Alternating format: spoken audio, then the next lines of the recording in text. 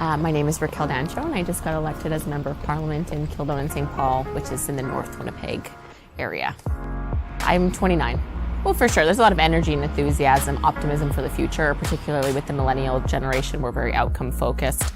But I think the importance of having Parliament really represent all Canadians, which includes the largest voting demographic in Canada, which is the millennial voting demographic, is that we're facing a set of issues that our parents didn't face. So buying your first home, for example, we're well into our 30s before we get our first home, if ever. Climate change, obviously a huge issue for my generation, where taxes are higher, income tax is higher, buying power is less, wages have not kept up with cost of living, and I very much believe that needs to be at the decision-making table when we're talking about policy. So that's definitely part of my motivation of getting to office in Ottawa at 29.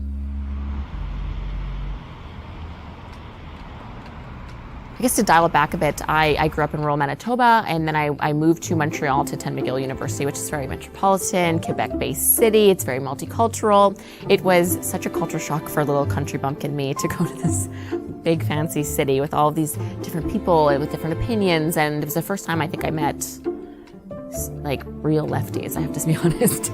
And I didn't even realize how that I was conservative until I moved there.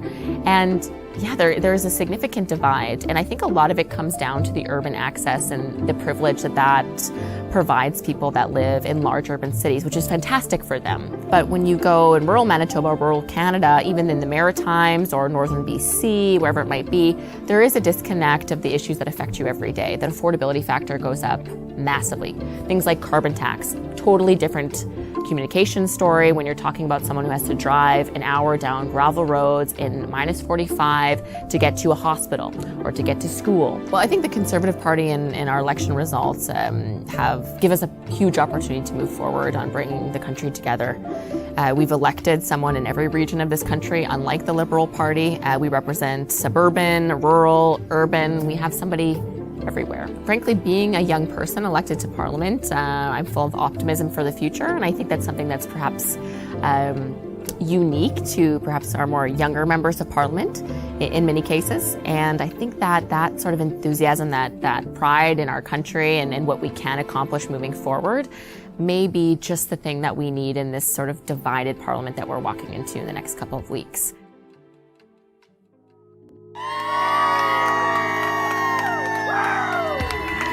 So what's it been like since I've been elected for a couple of weeks now?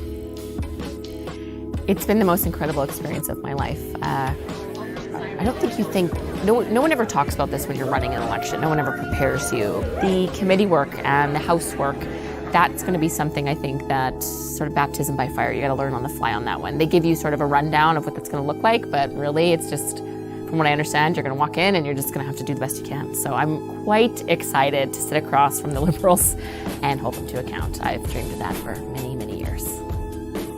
Frankly, the first thing I thought when I actually sat in one of those chairs was the almost 100,000 people that I'm representing as I sit there. That's my job, to sit there and represent almost 100,000 people in my riding. I'm their voice. From the women that I speak to on the Hill, politics hardens you. It makes you tougher. It makes you really get in there. I think something in our society that women experience very much is, be polite, smile, don't try to ruffle any feathers. And I think if you're going to survive in politics, if you're going to do a good job, number one, for your constituents, which is the reason we're here, you have to be tough and you can't take any crap.